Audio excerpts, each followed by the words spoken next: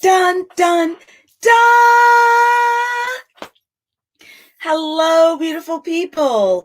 It's me, Robyn Carpenter Briscoe, your favorite spiritual life coach. And I am here. Yay! Back in the studio. Really grateful to be here. Grateful to be here with you. Yes, I hope you are having a wonderful day if you are watching live, or if you catch this on the replay. I am grateful, grateful, grateful to be here with you. So, today's topic, it's books. Okay, so a little history about Robyn.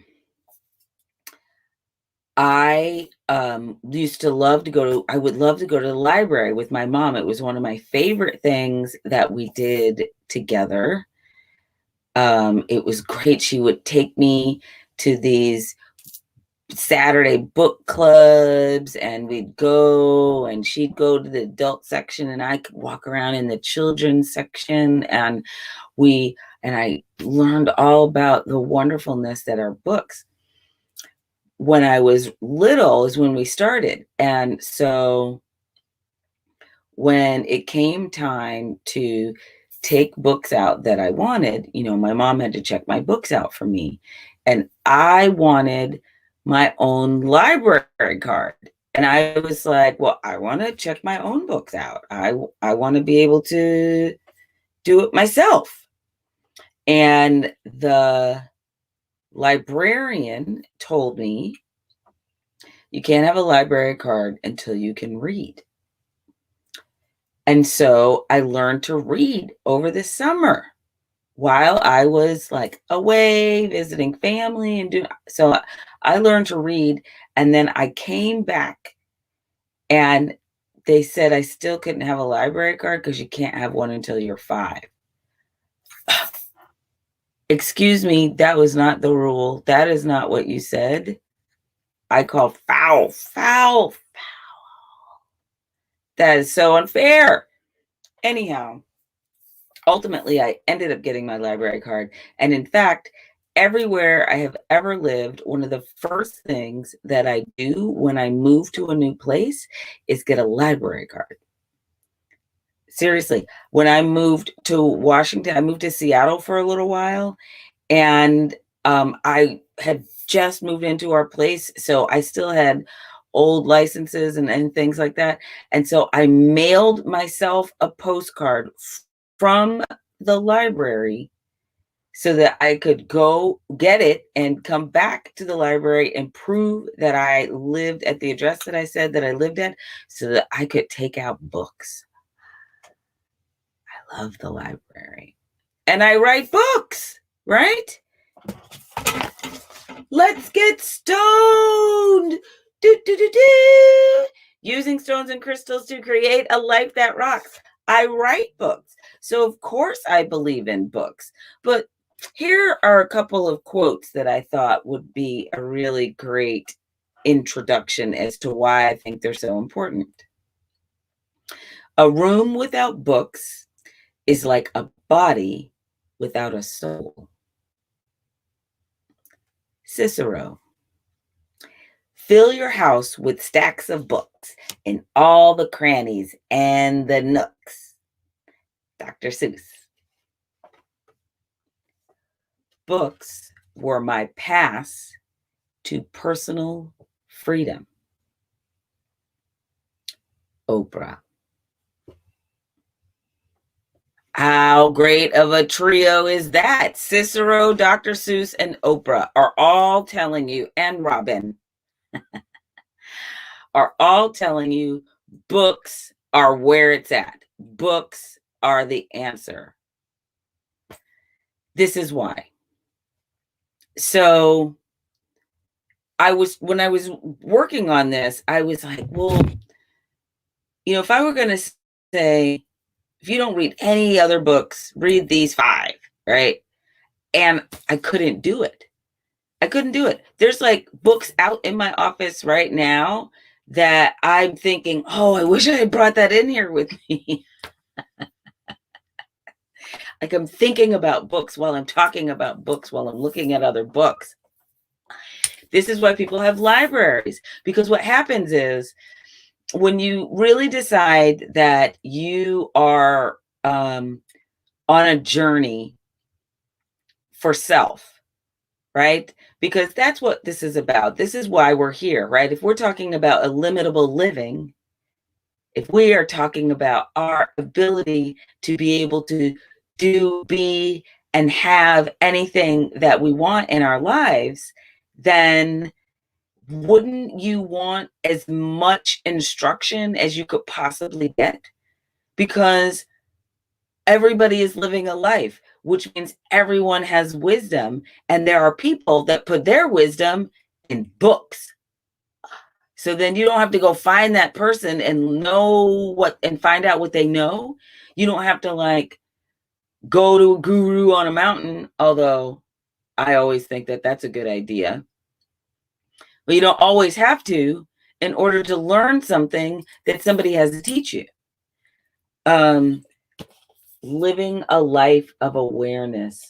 I love this book. I'm just going to say, it's signed because this is Don Miguel Ruiz Jr., of Senior, who is the author of The Four Agreements. So this is his son, and he was a lovely person to have met and listened to. I met him when I gave myself the gift of listening to Miguel Ruiz Sr., Miguel Ruiz Jr., and Jose, the younger brother. They toured together, and I gave that ticket to myself as a birthday gift. It was one of the best gifts I've ever gotten. It's great. And I sat right up front. I had front row seat because I went by myself. Here is one of my lessons that I am going to give to you. If there is something that you really would love to attend, see, experience, and you don't know anybody that would want to do that with you, or you don't know anybody that you would want to invite with you to do it by yourself. Go alone. It's okay. Buy the one ticket. I got a front row seat because this woman had also come by herself, and she had a seat right next to her that was available because all the other people that were in the front row had all come with somebody else. So I got a front row seat. And the reason that I didn't have the seat, like I got there really early, was because I had done the extra gift of VIP, quote unquote, where you got to actually meet them, which is how I got my book signed. And I got to meet them and talk to them about my friend who, if you watched last week and talked about Want, Need, Desire, Patrick Harrington, he knows this family because he's been the yoga instructor on some of their retreats that they've done. See how life is so tied together? It's because there's only one of us here anyway. Living a Life of Awareness, really amazing book.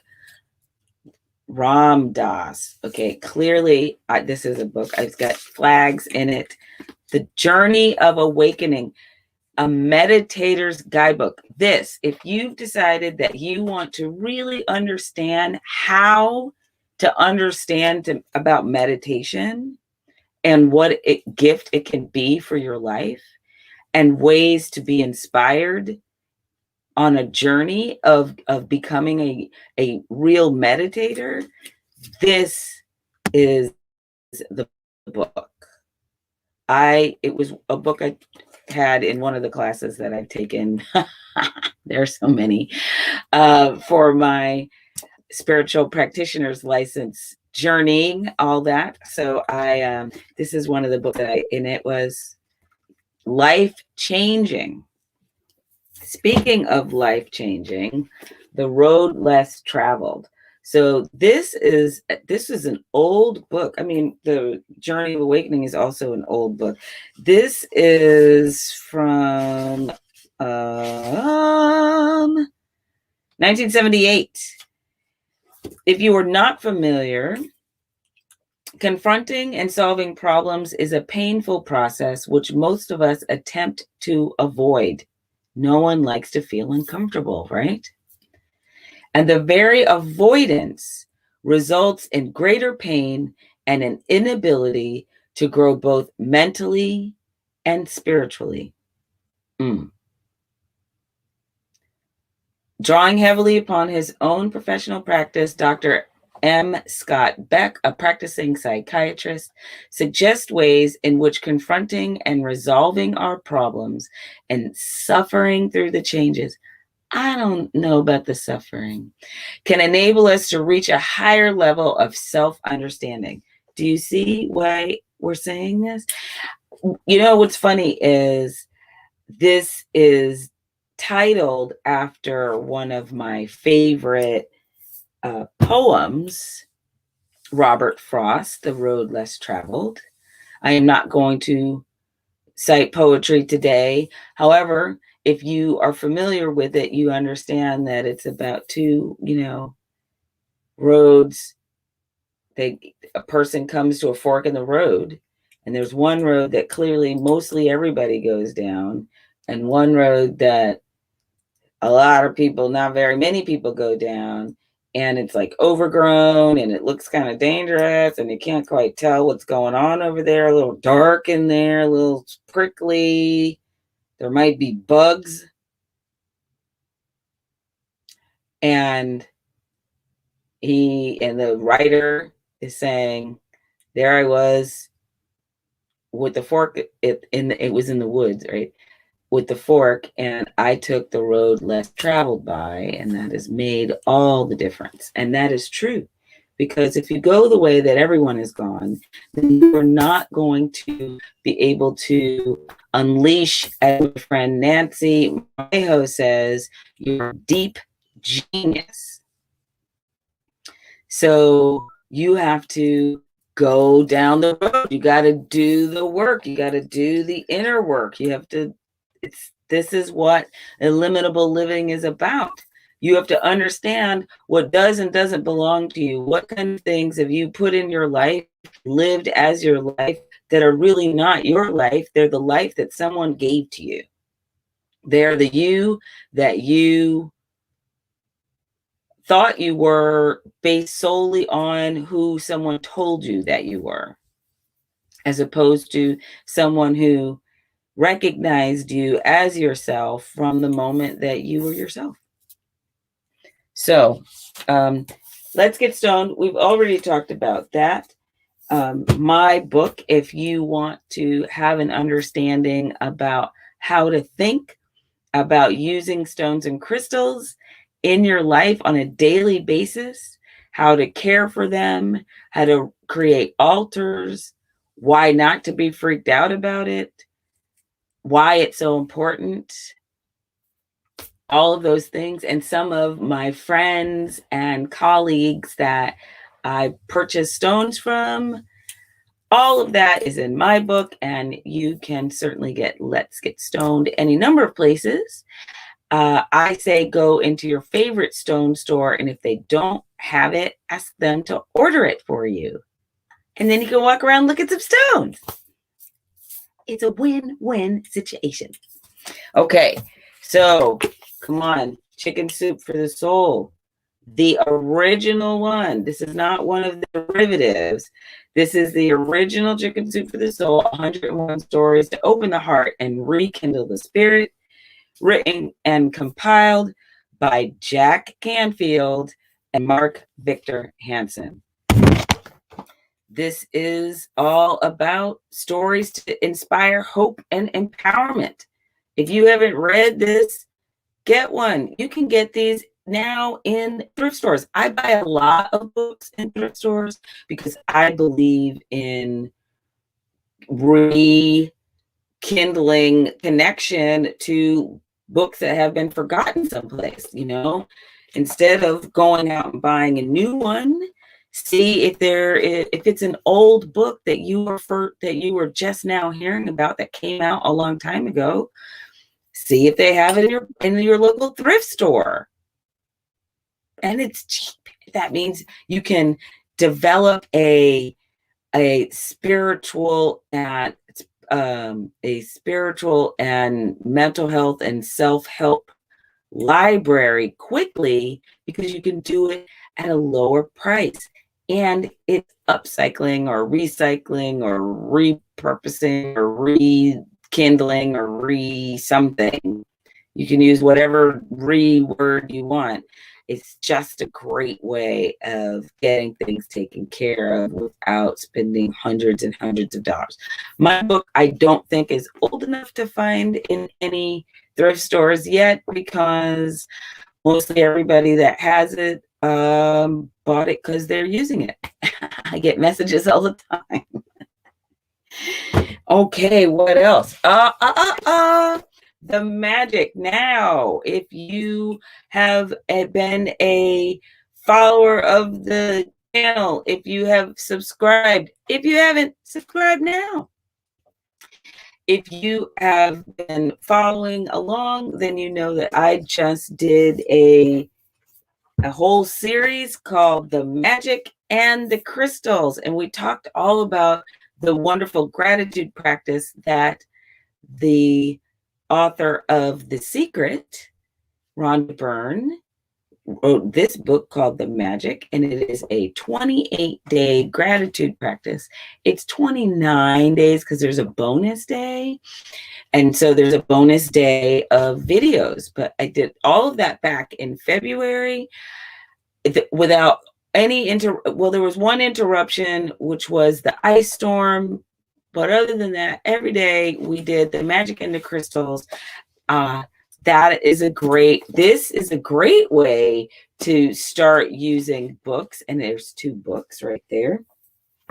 That instead of doing it by yourself, this would be kind of like your own mini personal book club. Joining a book club is also a great way of doing it. I'm about to start a spiritual living circle in connection to Science of Mind magazine. So that is a group discussion about the monthly magazine, Science of Mind magazine. So there's lots of opportunities for reading. Speaking of The Secret, this is the Vortex. So the Vortex was written by Esther and Jerry Hicks, and it is the teachings of Abraham. So Abraham, you may have heard of Abraham Hicks. That is a bit of a misnomer in understanding. Abraham is actually the channeled being that Esther channels Abraham. And these are the channeled teachings of Abraham. This is a law of attraction book. So this is all about that.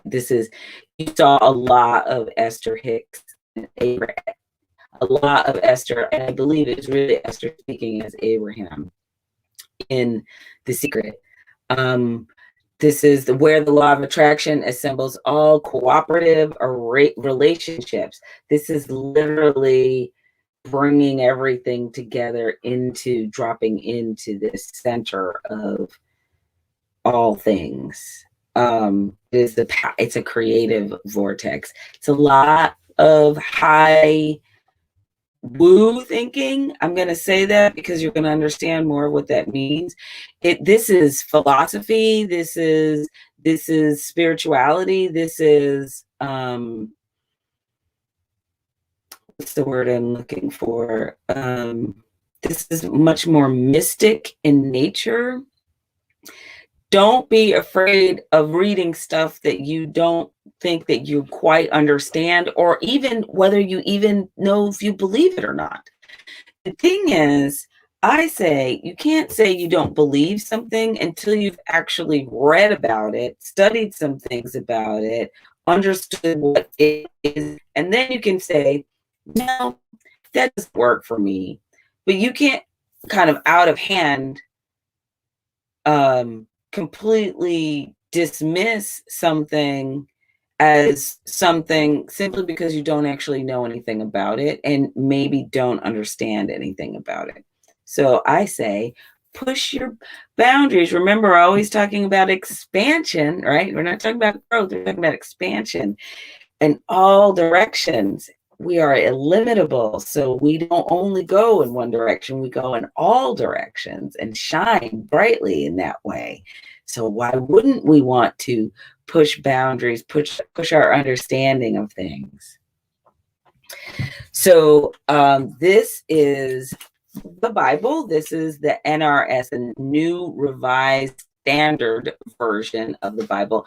I have several versions of the Bible and different texts. It is one of the books that I use to study, particularly as a spiritual practitioner. It is a holy book. It is a Christian text. There are other holy books that I use, one of which is also here that I will talk about.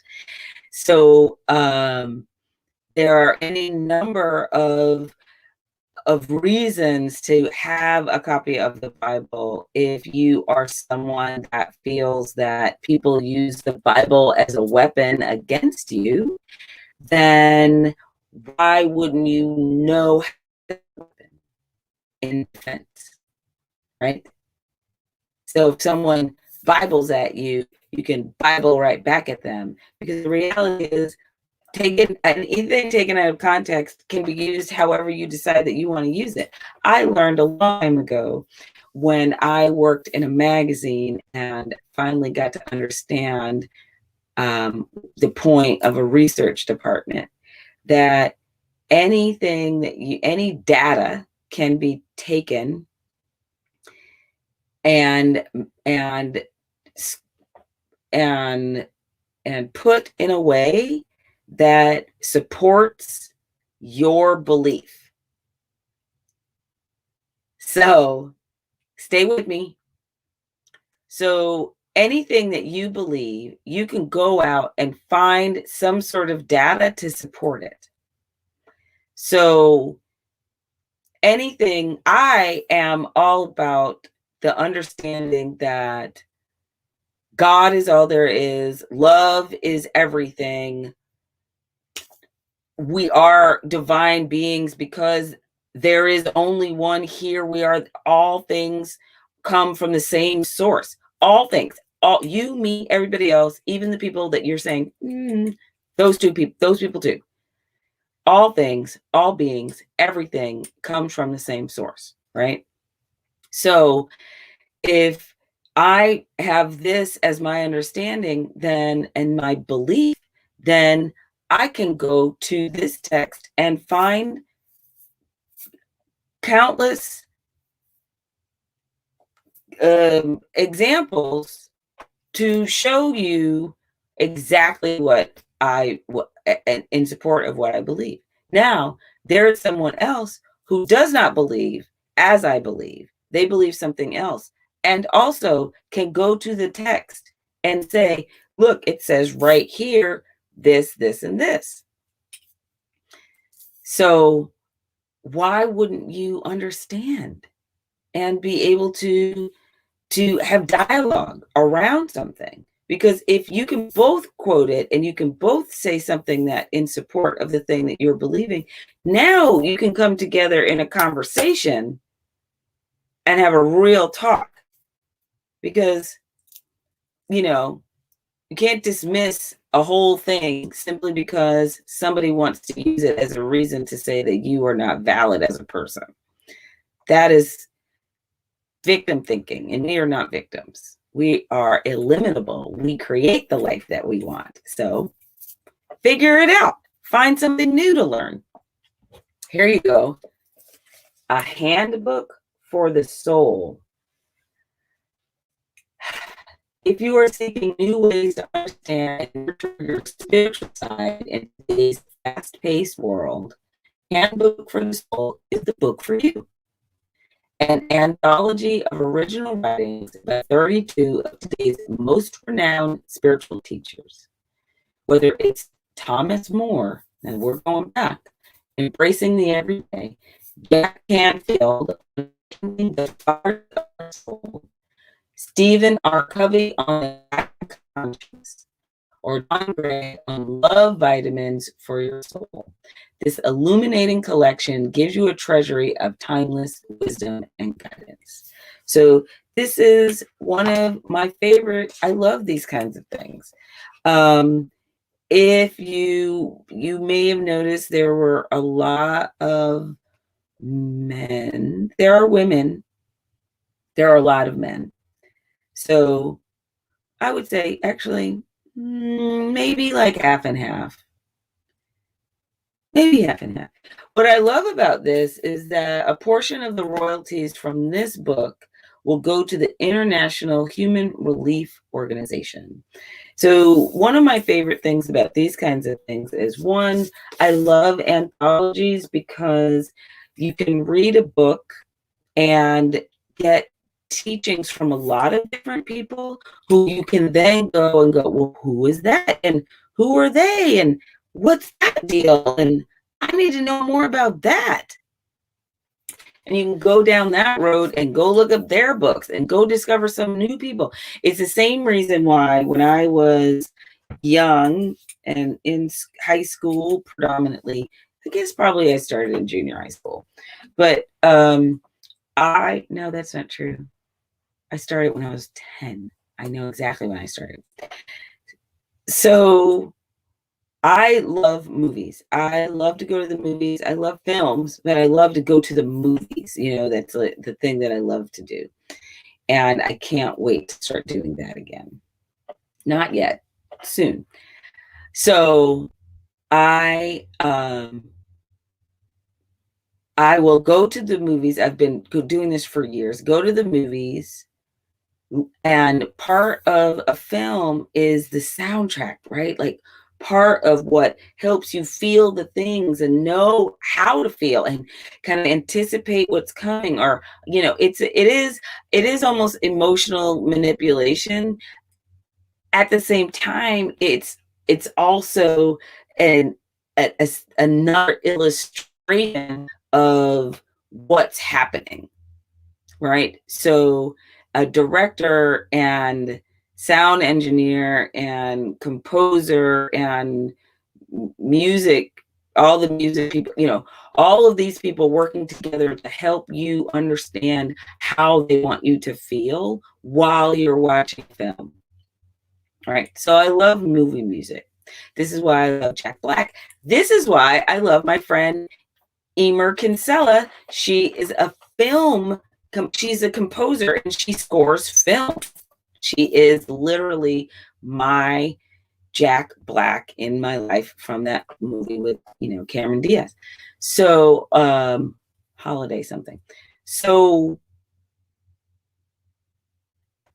films and music are everything to me. So I used to buy, and still do, will buy soundtracks from films that I love. Like if I'm watching a film and I'm like, ooh, this soundtrack is really just everything. And what was that song? And blah, blah, blah. When I was in high school, I would literally watch the film because I used to take my sister to movies with me a lot. It's funny. People always think of me as very all of the things, and I spent a lot of time at home. So I would take my sister with me to the movies, and we would go to the movies. So we would go to early movies before like everybody was out on date night and stuff because I didn't have dates. So we'd go early, and then we'd go to the music store that was off. There was a music store directly across the street from where we went to the movies most of the time. And I would go buy the soundtrack. And I discovered all kinds of bands and singers and all kinds of people. And I still use this as my way of experiencing, you know, new music. And so that's the same way with anthologies of discovering new writers, discovering new ideas, finding, then you can go down those wormholes like, who is this and what? They've written 10 books. How have I never heard of them before? That kind of thing. So yeah, anthology, Handbook of the Soul.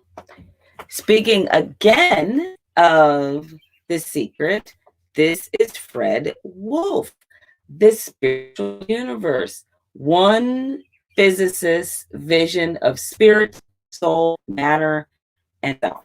So I love scientists. I've always loved scientists. I love the way their minds work. I love how they can figure things out. I love physicists particularly because I, as someone who studies metaphysics, so that's like the physics of thought, I particularly love physicists because they will talk to you about the God particle, which is the origin of all things. It's like, no matter how far and how minute and where you go, there is a beginning that cannot be explained as existence. It's the same way when you say, why do you exist? Why, like literally, how do you explain life? The answer is the God particle, right? All things go back to one source. So when I was watching The Secret, I got to experience Fred Wolf in a way that I hadn't when I read The Secret. So I read the book, I watched the film. I did 1 year, I did The Secret every day for 30 days. Because I had something different each time. I heard something different. I listened to it with my eyes closed. I listened to it. Sometimes I fell asleep listening to it because I had heard it so much. And that helps you hear things differently, right? That's why you can do hypnosis CDs at night, or not CDs more, but. So I got to experience Fred Wolf, and I was like, what? Who is that guy? I love that guy. I need to know that guy. So then I got this book. Now, speaking of spiritual books, this is the Bhagavad Gita as it is. This is India. India is wisdom from India. It's spiritual wisdom from India, and it is Thoreau read this, Emerson read this. Like, this is a lot of spiritual writers, a lot of new thought writers, a lot of new thinkers. This has to do with a lot of non-Indian people first experienced this when India was a colony of England. And so a lot of like white men who would never have read this otherwise experienced Indian mysticism and Indian spirituality and were like, what is this? Indian philosophers.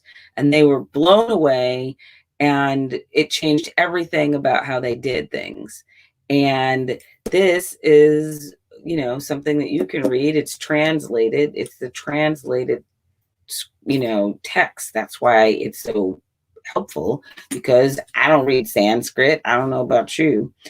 There's a lot here. It's a lot. It's just like reading the Bible, right? So again, you can either start at the beginning and just start reading, or you can take verses the same way you might do it with the Bible. It is spiritual text. So it is something that can be studied for the rest of your life if you wanted to. And when someone mentions it, because I read a lot of things. And so when someone mentions a book, I love having a library in my house, in my office, that allows me to go directly to that text and look it up myself and highlight it and see if it's something I've read before, read it fully in the text, read what came before it and after it, to, because sometimes taking things out of context, you don't always get the magnitude of what someone's saying. So this is why I have this. Then we've got Love is in the Earth. Now, there are going to be people that are going to have issues with this book, and I don't care. As you can see, I have it. I use it often. It is one of the first and original books about using stones and crystals spiritually. Excuse me. We're almost done. But there's lots of books, so many books. I knew this was going to be a little long one. So, using stones and crystals spiritually. And how do you do that? You do that by reading my book. So, this book essentially is, if you were going to take my book is all of the stuff that doesn't have anything to do with the stones and crystals that's in this book. So it's not all of it. It's some of it. It's a lot of where I started when I started first studying stones and crystals. And I took classes and I did things. I did other study and other, and still study and still take classes. It is huge. It was written by a woman named Melody a long time ago. I feel like it was the 70s. I feel like the first edition, it feels very 70s. Everything is hand drawn. It's originally, it was the 90s, 1995. It's from Colorado. I guess it just feels really hippie to me, and it's probably why it appeals to me so much as a hippie and girl, who has lived at least half of her life in Colorado. My parents still live there, my brother's there, and many of my friends and a lot of clients and people I love deeply are in Colorado. So it's probably why I love it so much. It was what helped me dive much more deeply into the gifts that stones and crystals can be to your life. So that's why I believe in it so much. At the same time, I believe in lots of books about stones. I have a stack of books about stones and crystals. And as I said, I believe the Crystal Bible is up to four editions now, and then I have another book by Judy Hull, which is called it's like the newest. Well, at that time, it was the 150 books stones and crystals that had just been found, because they're always finding new ones because people are looking for them, right? So the last two books that I have that I'm showing you today, just as an example, are what we as a spiritual practitioner candidate for my license. This is what we call the textbook. This is the Science of Mind, a philosophy, a faith, a way of life. Was written by Ernest Holmes. It is New Thought. He was the original person to say, change your thinking, change your life. This is all about how you use thought to change your understanding of what your life can be. It is also a spiritual text. This is exactly the same kind of thing. You use it, you refer to it, you read it, there are lectures there, there's all kinds of things in here. There's things in here that he lectured on. There are things in here that you can, again, another thing that you can study for the rest of your life and never stop studying it. This is a concordance. So if you have ever done any sort of Bible scholar work or any, there you may remember a Bible concordance. So concordance is like the book that goes next to the book you're studying. So it helps if when things start to feel too esoteric, or we need like a finer understanding of something, you go to the concordance because it helps you figure out exactly where to find it in the book, right? You're like, I need it to be more specific. Where can I find this? Look, this is the concordance. You can literally look up a word and you're like, wait, I need to get exactly what I'm talking about in this giant text. See, this is a giant book, right? Again, you can study this for the rest of your life, and then you may be able to be a human concordance. However, if you're really looking for the point of something and you simply want to get a quote, I go online all the time. However, you're not going to have everything, right? This has everything. So this is the concordance. You do this. You go, oh, I want to look up the word easier to teach the truth. It tells you what page and then what paragraph. Easier to teach the truth. Do, do, do, do.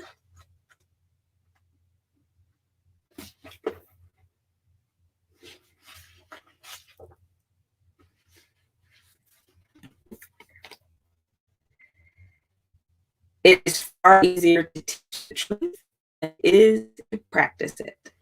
Boom. Right? See how easy it was? Now, I could have been trying to figure out where the heck that was, blah, blah, blah, forever and ever and ever. Look at that, 422 pages before I would have found it. So concordance is this brilliant thing that will help you get super fine with the thing that you want to say by being able to find it exactly where you were looking for it. It's a brilliant thing. And as someone who is studying, it is a wonderful gift for me. Do you see now why books are so fantastic and why you can learn so many things from them and how they can be such a use for you? And I'm going to go back to the videos. If you were subscribed, you would know that I did those videos in February, the Magic and the Crystals. I will do, we will do a summer book. I am pretty sure I know what it is. Here's a hint. I talked about it today. So, they go back to the Magic and the Crystals. That is a great way to use books, and it is a smaller way to start. If you're like, oh, too many books, now you've said too many things, go back to that. Those two books, my book, because hello, and the magic. It's a gratitude practice and everything. If you read my book, you would see I said right at the beginning, everything begins with gratitude. So that is all I have for you today, my friends. I know it was a lot of books and there are so many more. And I simply wanted to give you just a glimpse of why they're so important, what kind of gift they can be in your life, and some stories about, why I do what I do and how I got there. It is about living illimitably. Is that a word? Because I am illimitable.